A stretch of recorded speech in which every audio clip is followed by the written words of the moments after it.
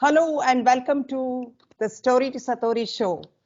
Today, there is going to be a surprise for my viewers and listeners of the podcast because usually I have women, as guests, and we're going to celebrate the Women's Day with not an ordinary person. He's a young man from US, and his name is Mark Metry. Most of you know him, and he is actually the host of podcast Humans 2.0 and also the author of the upcoming new book, which is going to be launched on 14th of March. The name of the book is Screw Being Shy and How to Manage Social Anxiety and Be Yourself in Front of Anyone. So welcome to the show, Mark. I'm so excited to have you. Very much looking forward. Yeah, absolutely. Thank you. Thank you for inviting me to be on your show. Super excited to chat with you. Thank you. Thank you very much. And so let me tell my guests, all my viewers and my listeners, that Mark has started way back when he was now he's 22. And when he was 15, he had started his company, V U Dream. And that's when his journey began as an entrepreneurial journey. And also right now he's consulting startups and founders and organizations to build their organizations as well as scale up. And he's doing a lot of work in that. But more than anything else, he's doing an immense lot of work as we're going to discuss his new book in the field of mental health. And so I'm going to start this by asking him his own very typical and I think favorite question. So how do you spend your time on the planet Earth? Let's begin with having some fun. Yeah, seriously. I love that question. That's why I ask my guests it all the time because, I think ultimately at the end of the day, whatever you spend your time doing is what you become. And so that to me is first and foremost. And so for me, I try to spend my best. I try to spend a lot of time with great people, whether it's my family or my friends or talking to really smart people on my podcast or going to events. I try my best to take care of my health, both my mental health and my physical health, because it's super important. And then on a side note, I don't really like the word mental health. I think they should rename it to brain health because I think that'll reduce a lot of the stigma. Because a lot of people think that mental health is reserved for a certain portion of the population, when in reality that's not true. Because if you have a brain, then you have a capacity for your health, the same way that if you have a body, you have physical health. And so for me, that's what it's about. And then, luckily today, I'm pretty successful. I think I've made it. And so I'm just trying to make other people successful. So that's what I do on my time here on planet Earth. And write this book and try to promote it and stuff. Screw being shy. Absolutely. And you achieved all this at age 22. But we also want to know,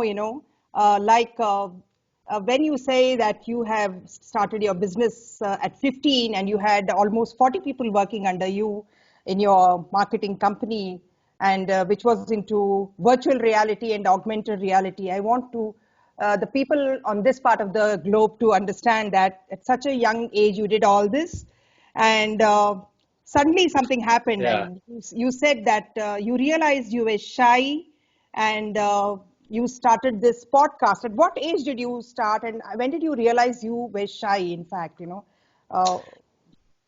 So, I'm very grateful that I did a lot of great things when I was a teenager in the entrepreneurial realm.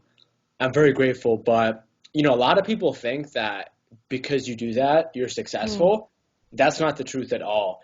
And the matter of the fact is because I was super shy, because I had no friends, because I had a lot of problems, entrepreneurship and the internet was really the way in which I dealt with that, is the way in which I coped with that. And so, for me, I realized I was shy when I was 18 years old, when I went off to college. and I drank alcohol for the first time, and I went to my first college party. And when I was drunk, I could talk to anybody. My brain was no longer holding me back. And I remember the days after that. Just kind of realizing like, wow, I've never been able to talk to people before ever in my life. And that for me was sort of the first time in which I discovered that. And I realized that there were two paths in front of me. I realized that there was path A, which was try to do the right thing, try to manage your social anxiety, try to become the real person. Because people with social anxiety, they're never their authentic selves. And so they don't even feel like themselves in social situations and not in social situations. And so for me, that was one path that I saw, which is very, very hard, but it's the right thing to do. And then I saw the other path of not doing the right thing, of trying to escape, maybe using alcohol again as a coping mechanism. And so I chose route number two, I think like many people, and I just tried to escape. I tried to distract myself. I tried to just run away from this reality and just choose the path of least resistance. And the way that this ended up turning out was I got very depressed. I got even more socially anxious. And at one point in my life, I was even suicidal. And so I eventually climbed out of that through months and years. And in 2016, I was in the middle of just transforming my life and building myself from the ground up that I realized that I need to learn a lot, and I need to learn a lot from smart people. And so I started my podcast in 2017 as a way to do that, as a way to get me in front of smart people to constantly grow my self-development and who I am. So was it, Mark, tell me, was it to prove something you did this, or because when you talk of social anxiety, even I have gone through that when I was a kid, and I think many children go through that. And so is it, do you say that it's a mental health concern? Because nowadays, because of the internet and because of all these kinds of things which were not there 2 decades ago, and it's increasing, the social anxiety thing is increasing. So is it really a mental health concern, and or how this needs to be dealt with? How did you deal? Yeah, so this is a great question. So, people talk a lot about introverts.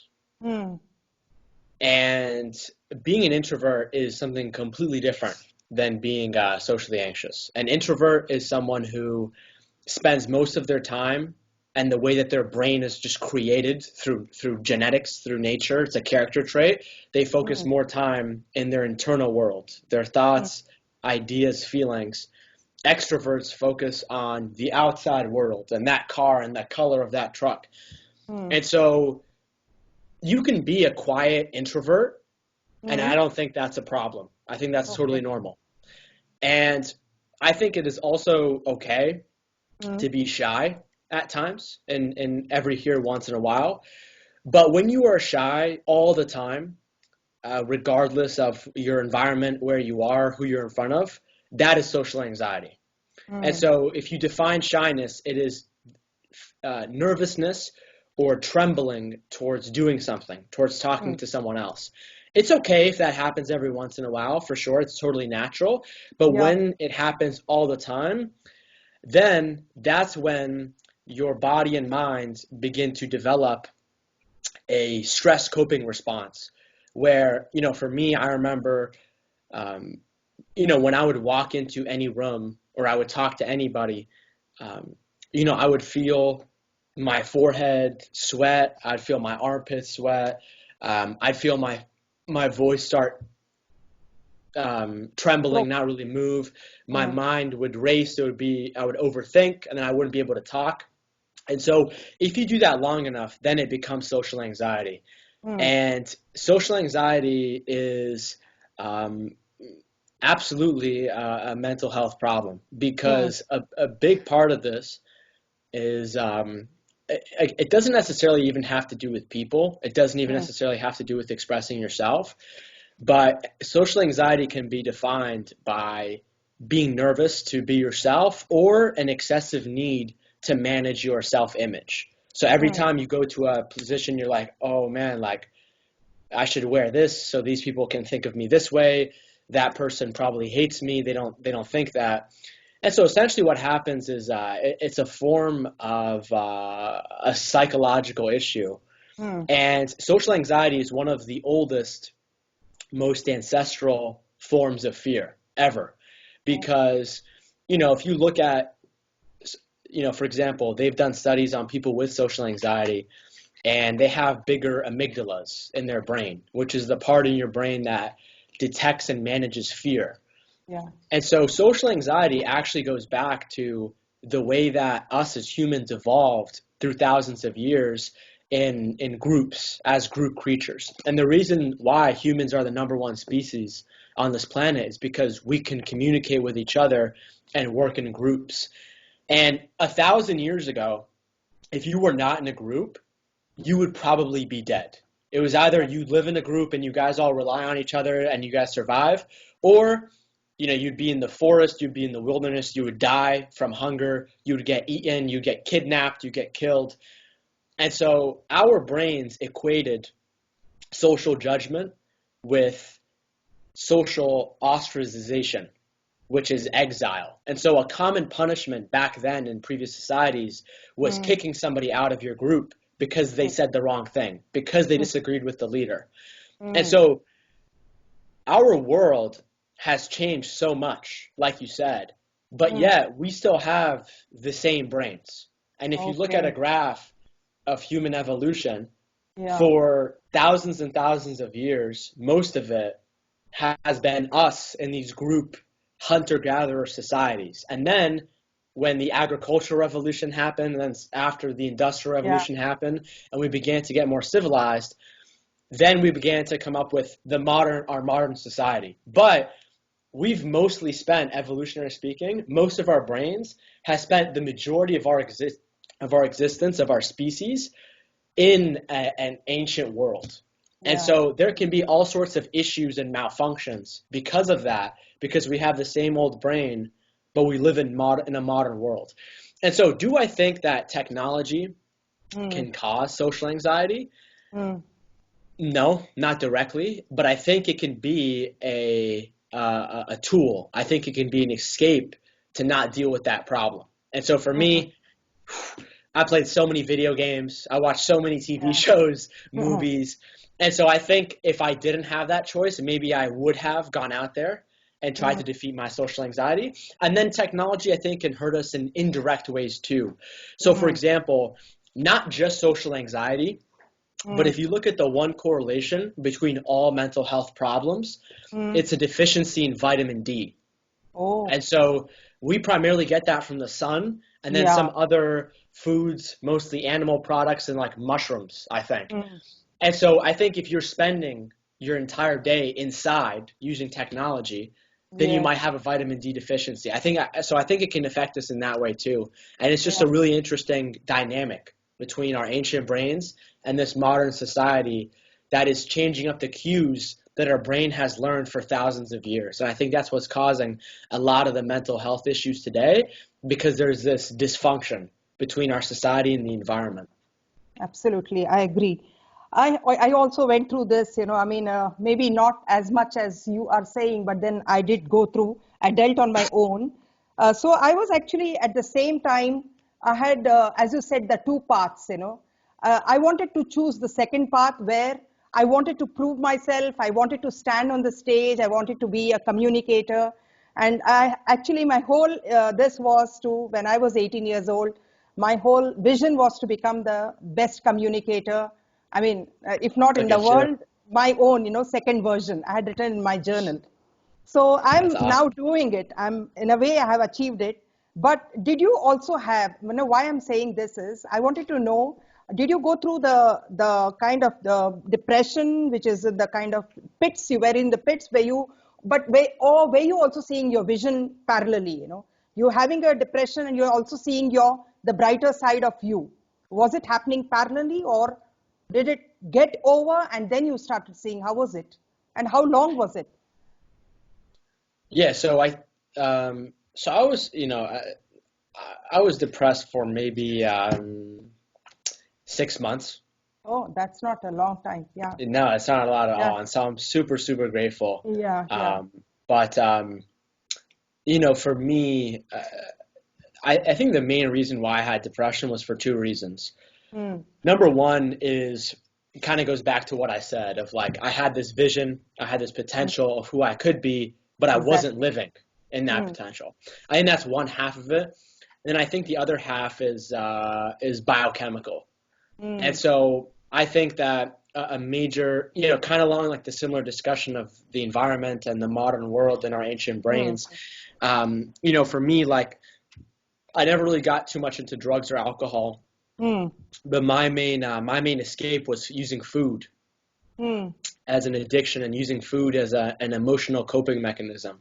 And I remember just like every night when I was depressed, just like eating and eating and eating and eating and eating. Eventually, in this period, I gained like 70 pounds. I'm now over 200 pounds. And what really ended up happening was after that, I actually became suicidal for 3 weeks a month. And the reason why I say it's biochemical is because, there's a whole part of my book that's all about biochemistry. And, we now know that there's a system in our body called the gut microbiome, which is a community of trillions of bacteria that digest all the food that we digest first, and then they pass it off to our body. And in the chapter of my book where I talk about this, it's called First My Gut Broke and Then My Brain Broke. And so what I think what happened was, there's a very strong correlation between mental health and our gut microbiome and our physical health. And when you look at like a neurotransmitters, for example, one neurotransmitter called serotonin, that is very, very involved with our mood, sleep, our appetite, social and group interactions. And, we used to think that all of our serotonin was in our brain. It turns out only 5 to 10% of serotonin is in our brain, and 90 to 95% is in our gut microbiome. And so what you eat directly influences. And so when I was depressed and I was eating a ton of, junk food, I was not binging on broccoli, right? Okay. And I was eating a ton of junk food, ice cream. And I really do think that I was suicidal, and my mental health really began to suffer because my gut microbiome became dysfunctional because of the food that I was eating. And so I think one half of it has to do with your potential. And then I think one half of it has to do with your biochemistry. And then what happens is if your gut is malfunctioned, you are not sleeping well anymore. And when you're not sleeping well, you don't really have that much energy. And so I think a lot of these factors combined that can create biochemistry can create a lot of mental health issues today. And I actually think that's probably one of the biggest issues for kids especially, and even adults, that nobody's really talking about in today's world of mental health and how to feel happier. And so I think that's critical, and the science proves it. Wow. So what you have said just now is like, have you covered everything that all this in your book, and so that people can actually, read it and start practicing whatever you have just now spoken, like following a certain, taking care of their diets, and then actually eating the right type of food, and then, as you said, taking care of the sunlight, as well as so many things that you said are really very important, and then we miss out, and these things, and then we all feel depression is just in the mind, and if you really see, it's not just in the mind, it can be in the gut, it can be in your the way you operate and work. So that was very interesting, Mark. And so tell me, when you have actually achieved so much, what is your definition of success right now? Now that, at age 15, you started your company, at 22, you're doing your podcast, you've become a consultant, you have 10 million plus viewers on your podcast, and your podcast had hit number 96, and it was in league with people like Gary Vaynerchuk and Tim Ferris. So tell, what is the definition of success now for you? How does it look Yes. like? Yeah. So, for me, I'm not really motivated or um, intrigued, I guess, to chase after the superficial definitions of success Mm, in terms of material wealth. And so, honestly, for me, like I could wear the same sweatshirt, I could sleep in a closet on the floor. That to me will still make me happy. And so, aside from that, my definition of success can be broken down into two pillars. mm, One is self-growth, which is I view this from like a evolutionary perspective. And an organism is always trying to evolve itself. It's always trying to evolve because mm, the universe is always growing. The universe is never still. And mm, so if you try to be still, you are going to go down. You're going to decline and fail. And mm, so for me, my definition of self-growth has to do with um, all the things that we've talked about, from mental mm. health to my physical health to just who I am as a person, to all the ways that I'm pushing myself in all the different ways. And then number two is being of service to other people. And like I told you earlier, is like now that I'm successful, I've made it. Uh, Again, there is no making it in life. It's always a moving target. Yeah. But I think as I've made it, like mentally and also financially and Mm, whatnot, to me the biggest objective is now just how do I make other people successful? Like it's mm. cool that I'm successful and everything, but it doesn't actually mean that much if you're not helping the world. And Yeah. so for me, that's why I'm doing my TEDx talk. It's why I have a book. It's why I'm doing a combination of things. I'm on a board of a nonprofit. And so for me, it's about making other people successful. And the kind of people that I want to make successful are people who have struggled with some of the similar issues that I have, like feeling severely socially anxious, Mm, people who maybe come from uh, poor mental health, people who come from financial, like poverty and material lack. And then also people who have been successful in their lives, but mm, realize that they didn't actually solve the main problem and they still have mm. issues. And so to me, I'm trying to make those people successful. And so that's my definition of success. Wow. So it's something like inside out, living inside out, and it's not about the material world, but it's about going inward and bringing out those wisdom that you have talked about right now. And so my show is all about story to Satori, I say. So what it means Mm, is giving up or letting go of the stories or recreating those stories, becoming your version two, mm, as well as living. Satori is a Buddhist term, mm, and it means standing in your own reality, in your power, and mm. also, yes, it Oh, is standing in your power and standing and owning up who you are, basically. It's about, I have actually kind of, defined it that way. Satori that's means awesome. actually, yeah, Satori means actually, it's spiritual realization, or it could be enlightenment. But here I say it's not the wisdom is not the spiritual. It could be, but because we are all human beings, spiritual beings in a human body, but it could Mm, also be a wisdom in that movement, and not going into stories, and but standing in your power and actually taking stock of that reality. And what you've been doing, Mark, is all about that, and at a very young age, you have started realizing all this on your own. Did you do everything on your own, or you had any coaches or mentors or any your parents? Well, talk about your parents as well. You came from Egypt, yeah. right? Yeah, Yeah. I mean, I immigrant. don't think, yeah, I Uh-huh. mean, I don't think I just randomly stumbled on to this path. I think a lot of people Yeah. have helped me for sure, for sure. Um, I'm very grateful that I've had awesome parents that have worked really Mm, hard, that have always loved me, that have come to accept me. And yeah, I mean, my parents are great. My sister is awesome. My sister, I think, is one of the first people that kind of taught me to be mm, social and to be positive. And then yeah, I mean, I have hundreds of mentors. I mean, I talk about them all throughout the book, and mm, I don't think there's any coincidence that now you see more younger people waking up or having Satori or whatever, because of the fact that, we are coming from thousands of years of human civilization and information and things that have been passed down and new ways to think about things and infinite amounts of information that equally somebody can also get lost in too. So yeah, I have no doubt. I've had so many mentors. I've had so many people that have opened doors for me that I don't think I'd be here today. But also by that same note, I definitely do believe a piece of spirituality is about yourself, and it's about you. Only you can kind of sort of come to this realization.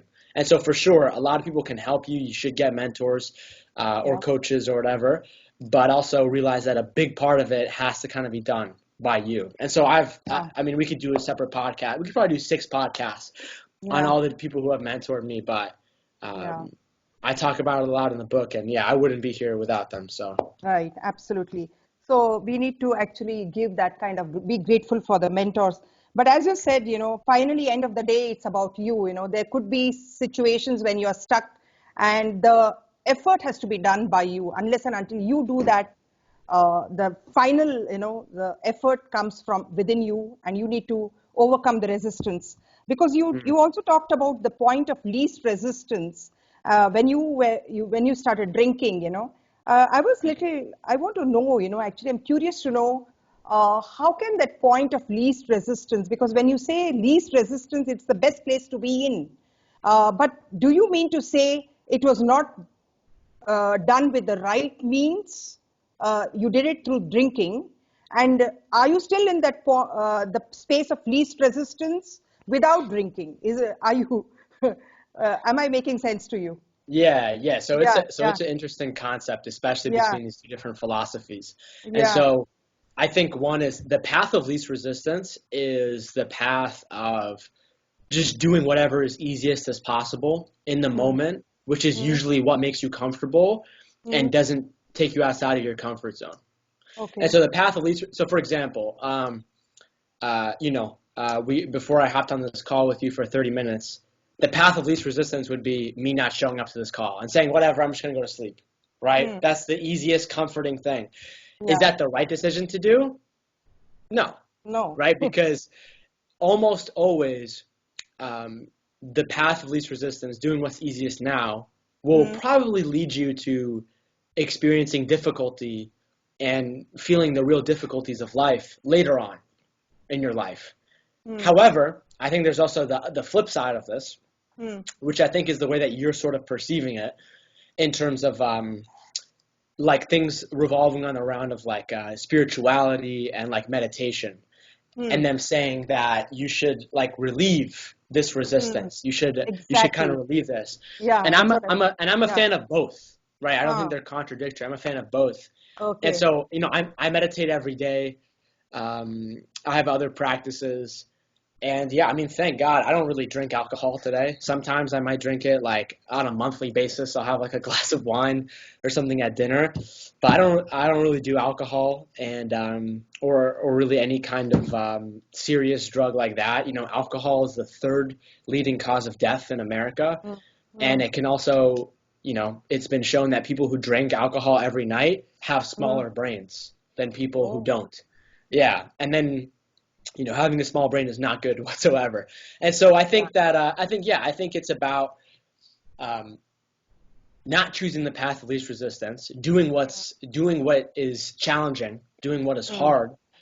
And I was actually watching this movie, Pinocchio, the Disney movie. I don't know if you've heard of it. No, I haven't. Yeah. Yeah, it's like very, very popular in America. It's like a Disney movie from like the 1940s. And I won't get into it, but there's a part in the movie where they say, sometimes in life, what seems right in the moment is actually not right. And a lot of times what doesn't seem right in the moment is actually right. Okay. And so I think until, you maybe have had like awesome parents, or your intuition has been calibrated, or you have a good sense on life, then I think a lot of the times we all choose the path of least resistance. We all choose doing the easiest thing because, going back to evolution, organisms, it requires a lot of effort for them to grow and to get bigger. And so it's much easier to say the same. And so in my life, when I was going through social anxiety and just my everyday issues, every single day, I was taking the path of least resistance. And it was only until I kind of realized I had social anxiety and I was like, wait, if I've been following this path for 10 years and it clearly hasn't taken me to where I want to go, maybe I need to flip the script and do the opposite. And so for me, that was talking to people. For me, that was beginning to tackle my fears of social anxiety. And I talk a lot about it in the book and how to step-by-step do that. But yeah, that's a very interesting question.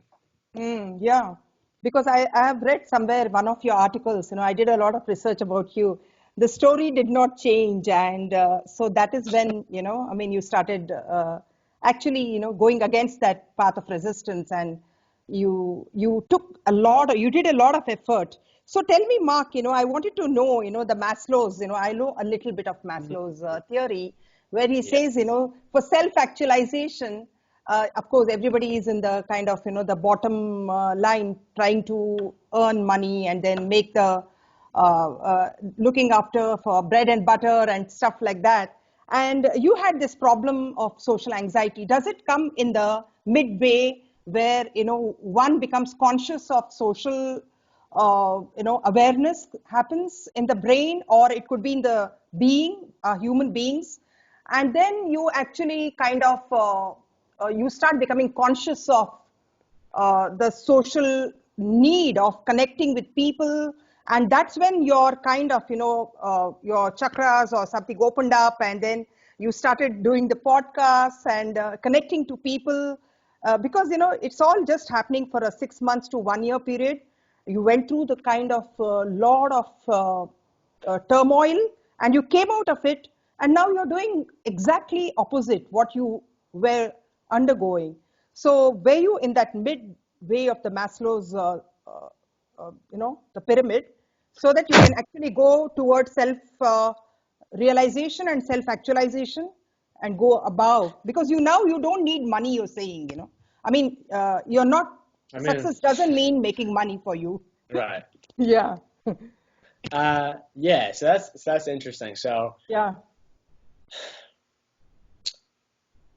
Yeah, I don't know. I guess I'm in self-actualization. I don't know. Maybe I'm in the esteem part. I'm not sure. I have no idea. Okay. But the way that I think about it is this, and I kind of think about this in sort of the greater terms of society. And it's, we, throughout thousands of years, our entire society has been trying to meet people's needs of food, sleep, shelter. And it depends on where you look at the world. Yes. Not everywhere has that, but largely, at least in developed countries, that's not really no longer a problem, right? Everyone can meet their needs, and so when you look at all the systems of society, whether it's schools, colleges, organizations, corporations, I also think that they have been the systems in which society has helped us establish the foundational of our meeting our physiological needs met, of our food, sleep, like you said, getting enough money, spending it on this so you can survive. And I think in turn we've achieved that. We've become successful at that. And so I think all the kids, or just anyone being born in today, we have this taken care for us on default, automatically. We don't even think about it. Yes. And so our systems in society are still teaching that. They're still teaching to meet these bottom layers. They're not teaching you how to make relationships with people. They're not teaching you how to deal with and process your emotions.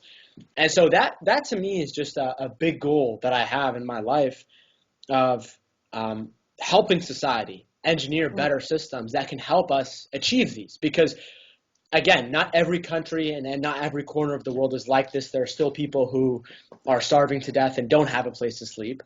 But we've largely made this. And I think a lot of the reasons why people today are asking bigger questions and maybe do have some mental health issues or serious or not so serious is because our societies were just simply not dealt to come up with these. And then, if you look at different cultures like, Buddhists and whatnot, some of them have talked a lot about that stuff.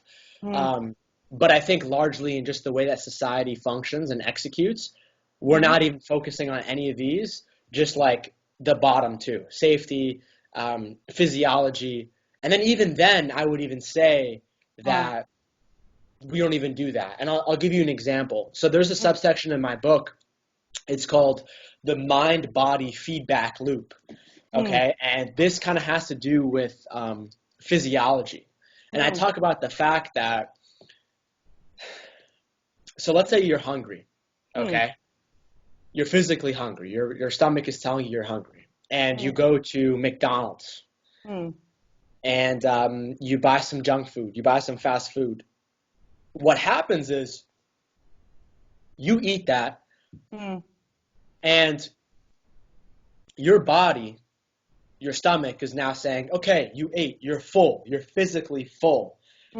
However, your brain and the other processes in our body that test how we feel, they say to us, hey, you're not full because everything that you just ate has no nutrients. The body can't even process it. It processes it and then it dumps it.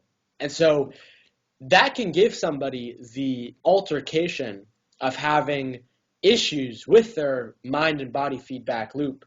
And when that person physically feels full, but mentally feels like they're hungry and they're malnourished, that can cause a lot of problems like anxiety and depression.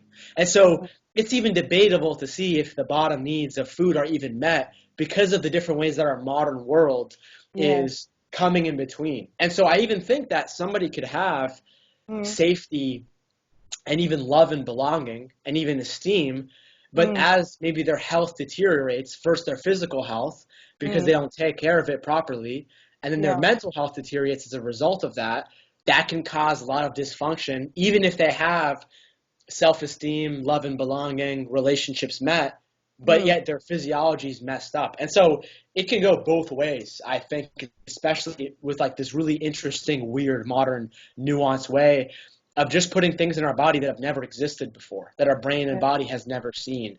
And so that's the way I think about it, if that makes sense. Yes, absolutely. It makes sense because I am much older to you.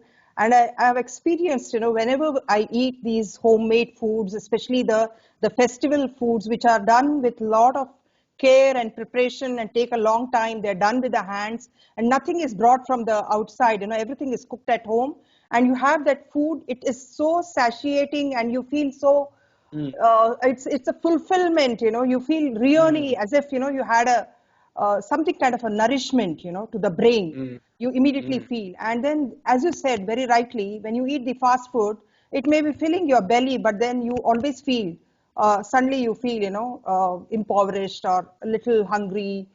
You again go back and have something, tidbits, and you eat something. So that's very important, to understand how the food is impacting your brain as well. Your body is impacting your mind, and then your mind will impact your body. It's like a vicious circle. Yeah. Absolutely, I agree on that. And so going forward, what is that you want to focus on the future? Because I read somewhere that you said the battleground is now the entire game is over identity. That is you versus you, and it's all about the ego, the big ego. So I want to know about that. I mean. Yeah. Yeah. Yeah. So I think that. So I think for me, as we are in a time that we've never been before.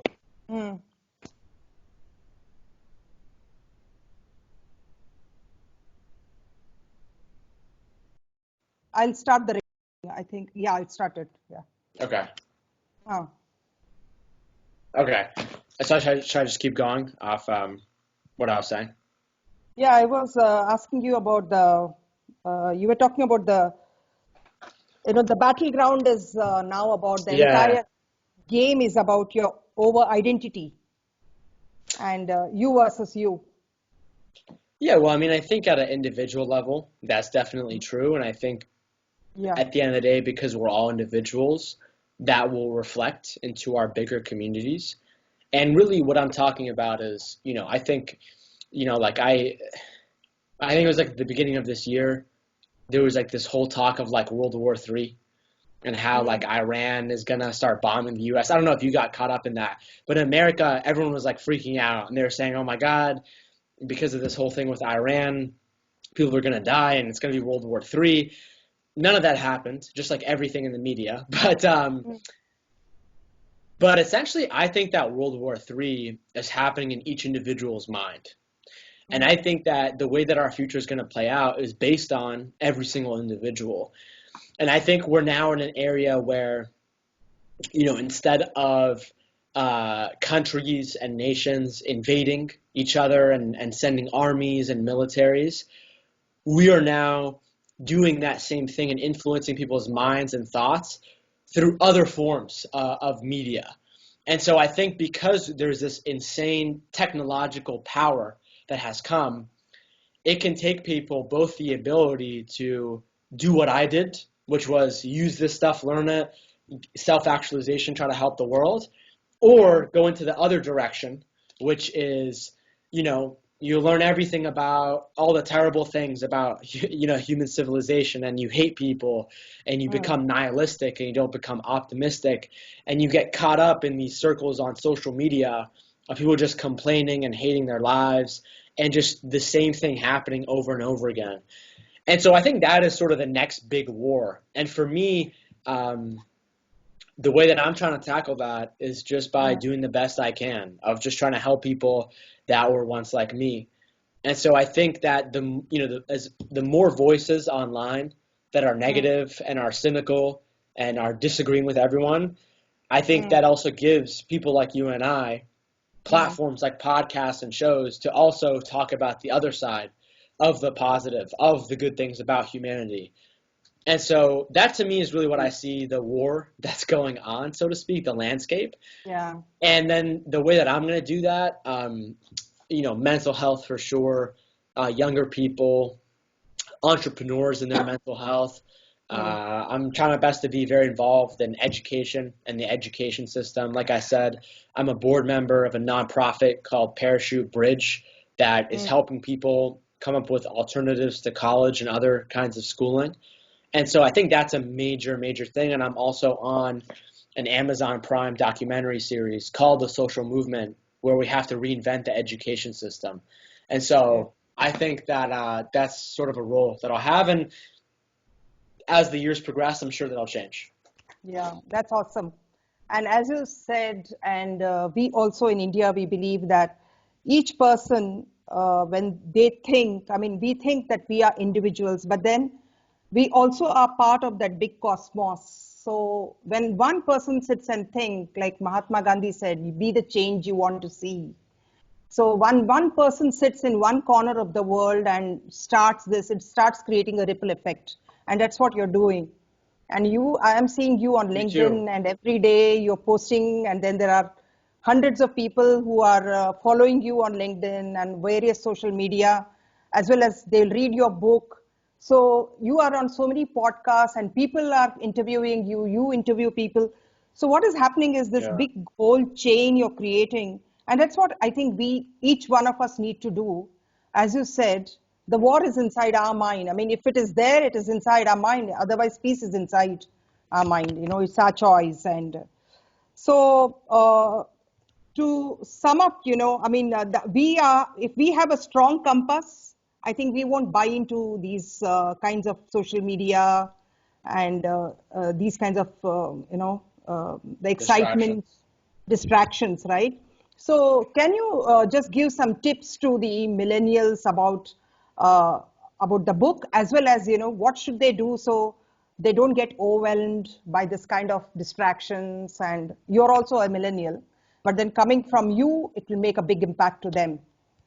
Definitely. Well, believe it or not, I'm not a millennial. I'm like 1 or 2 years right below millennial. So I'm Gen Z. But I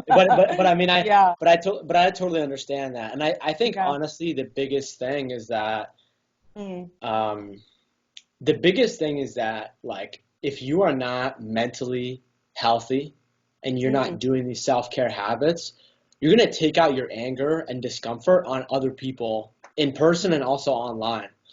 So, like, Mm. when I post on LinkedIn, far majority of those comments are positive, for sure. But some comments are also very negative. And I always think about that person who's leaving that negative comment. And it's like, imagine how bad of a negative spot that person has to be to, like, sit Mm. alone on their phone and write like a paragraph of why you suck and why you're Mm. terrible. And so I think first and foremost, you need to make sure that just you yourself are good. Your mental health is good, because if it's not, you're going to take that out on other people on social Mm. media or not on social media. It might be easier to do it on social media because it's not Mm. face to face and you're just typing stuff on a keyboard. But yeah. And then I think probably number two is you need to have a cause. You need to have a Mm. purpose. You need to have a why, because a big part of what makes life meaningful is having a Mm. big purpose in yourself. And if you are not engaged in a meaningful activity, Mm. you are spending your time drugging yourself with pleasure, with these momentary hits of things that don't really mean a lot, that are not meaningful, that are not purposeful. And so I Yes. think if you don't have that in your own life, then I think you're Mm. going to seek distraction, you're going to seek a vice or whatever. A lot of people, will sort of dump and they'll crap on social media as being this Mm. terrible thing. And like we talked about before, it definitely has its issues, right? Like everything else. But I also Mm. think it goes back to kind of what I told you earlier of me kind of having these two paths and seeing this other path filled with like distractions, food, escapes, drugs, alcohol. I think social Mm. media is also one of those, because Yes. you don't need to have a license. You don't need to leave your home. You just go on this thing and it's for free, basically, Yeah. right? And so I think because of that, it's enabled us to abuse it so much. But I don't necessarily think the problem is social media in and of itself. I think it is this kind of World War III that I just mentioned of this individuality and them just sort of taking it out on the easiest thing possible that is right next to them proximity-wise. And so, um, yeah, that's what I would say. I would say number one is make sure you take care of yourself, Mm. and then make sure Mm. you have a bigger cause than yourself that is meaningful, so you don't just are distracted by pleasure to pleasure to pleasure to pleasure. Wow. Wonderful. So, any last tips for women as well? Because, we are going to celebrate Women's Day, and I'm sure you had wonderful people in your life, your sister, your mother. So, how have they contributed to in your life, and what would you have been without them? And how, with them, what has your life kind of, flowered into, like you have bloomed into a beautiful person because of your mother and your sister. So can you just share how they have impacted your life? Yeah. So I'm very, but I'm lucky and I'm fortunate to say that early on when I was just a kid, Mm. my dad was working all the time, and so I would see him in the morning, and then I'd see him the next morning, and so I felt like I didn't really spend that much time with my dad as a kid, and so who raised me was my mom and my sister, and I think Mm. that has made me a much more emotional and spiritual person and much more receptive to other people. And I think to a degree, I'm not going to blame them or anything, but I think to a degree, people who are highly emotional can Mm. also be more receptive to problems like social anxiety, for example, Mm. because they have heightened awareness, they have heightened perception. Mm. And so that's one, so I'm infinitely grateful. Mm. Another one is I remember my mom um, as a kid. I remember whenever we would have any problems or issues or anything like that, we run into them. Mm. I remember a common saying that my mom would always say to me was, um, it's okay that this happened. Let's Mm. turn the new page. Let's turn a new page. And she was essentially just referring that, life is a book. Life is Mm. like this story. And you can always just flip the page if you don't like the story that's happening now. And so looking back at that, I think that's given me the ability to value the future at an appropriate level more than the present. And I think that always enables me to be motivated, to climb out of issues and whatnot. When it comes to my sister, I mean, yeah, I think if you were to meet my sister's like the most generous, happy person you'll ever meet. And I remember my sister taught me, my sister really taught me, because I remember when my sister and I would go out, we'd be at a movie theater, we'd be at a restaurant, she would always be so kind, and she would always be so sociable to the waiter, the waitress, the janitor, whoever. And it really began to open my mind to think like, you should be nice to other people, not only because it makes you feel good, but also because you don't know what that other person is going through. And especially if someone is just working a job, people just, it's very easy to get caught up in just treating people like robots, where, you give them the food and thanks money and you say, hey, thank you, have a great rest of your day. But I think when you pause and you kind of look at someone, then I think they can get a great feeling out of that. And I remember my sister would always do that. And I think looking back at that now, that really taught me to have a purpose outside of beating social anxiety, so I could actually do this myself and I could actually help other people. And so I remember my sister would do that all throughout my life and as a teenager. And so I'm glad that she did that. And I think that's what kind of gave me that first glimpse to understand the importance of being social with people. So I'm very grateful. They're awesome. I love all kinds of people. I especially love, and I especially think that I'm really excited about the direction that I see, females and also just minorities doing awesome things in the world. And I think it's really a great time to be alive. Yeah. And a wonderful answer. I mean, I'm so happy, glad that, you really got those great values from your mother and sister. And I have read your father saying that if you don't grow, you die. And that impacted a lot. And so maybe in the earlier context when he said, and you literally took it to your mind and you started earning at the age of 14, money started flowing in, you've written in you said in one of your podcasts. And so talk about that a bit, Mark, because a lot of people would like to hear, how and now the same words that your father spoke, if you don't grow, you die, is in a very different context now. You are trying to look at the spiritual growth or the inward growth. And can you just talk about that? Yeah, so I mean, my dad was definitely a mentor for me for sure, and yeah, that was one of the things that I always heard from him, and I think that's definitely made me the person into who I am today. Always growing, always developing myself, even when I didn't necessarily know how to, and I was just trying to do that with money. I was just trying to do that with business and whatnot. So. Wait, I'm sorry. Wait, was there like a more specific question?